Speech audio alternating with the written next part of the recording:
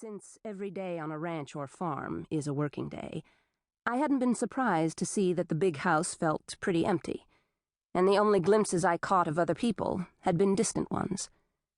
As the housekeeper led us through the house, I had seen a jeep coming up one of the tracks that ran between the huge fields at the rear of the house.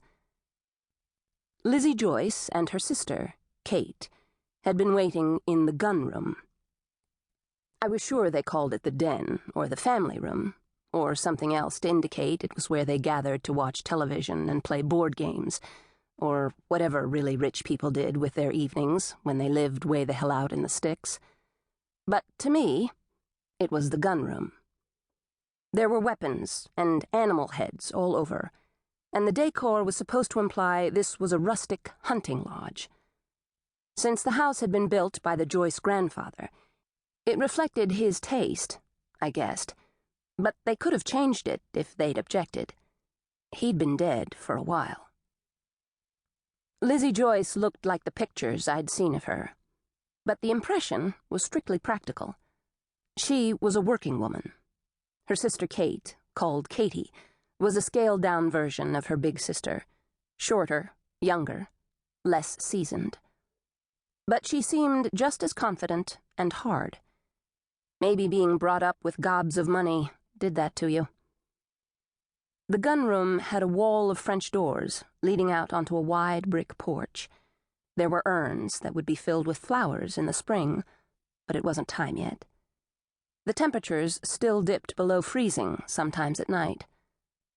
I noticed that the Joyces had left their rocking chairs outside during the winter, and I wondered what it would be like to sit out on the roofed brick porch in the morning in the summer, drinking coffee and looking out over all that land. The jeep came to a stop at the foot of the gentle slope leading up to the back porch, and two men climbed out and came in. "Harper, this is the manager of RJ Ranch, Chip Mosley, and this is our brother, Drexel." Tolliver and I shook hands with the men. The manager was rugged, weathered, and skeptical, green-eyed and brown-haired, and he was as ready to leave as the brother. Both of them were only here because Lizzie wanted them to be. Chip Mosley gave Lizzie a casual kiss on the cheek, and I realized he was her man, as well as her manager. That might be awkward. The brother, Drexel, was the youngest of the Joyces, and the most anonymous-looking. Lizzie and Katie both had a certain hawk-nosed flamboyance, but Drexel's round face was still a bit babyish. He didn't meet my eyes, as his sisters had. I had a niggling feeling that I'd seen both men somewhere before. Since the huge Joyce ranch wasn't too far from Texarkana, and I'd grown up there, it wasn't beyond the realm of possibility that I'd met Chip and Drexel, but the last thing I wanted to do was bring up my previous life. I hadn't always been the mysterious woman who could find bodies because she'd been fried by lightning. "I'm so glad you could find time to come here," Lizzie said. "My sister likes to collect the unusual," Katie told Tolliver. She definitely had her eye on him. "Harper is one of a kind," he said, and he glanced at me. He looked a little amused.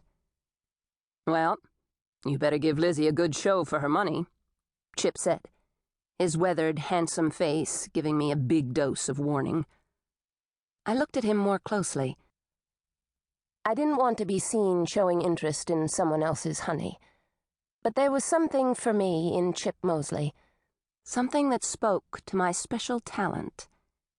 He was moving and breathing, which normally meant disqualification.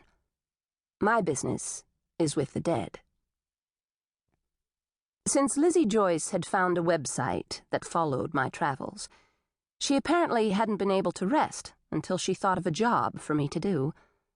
She'd finally decided she wanted to know what had killed her grandfather, who had been found far away from the main ranch house, collapsed by the side of his jeep. Rich Joyce had a skull injury, and the presumption was that he'd slipped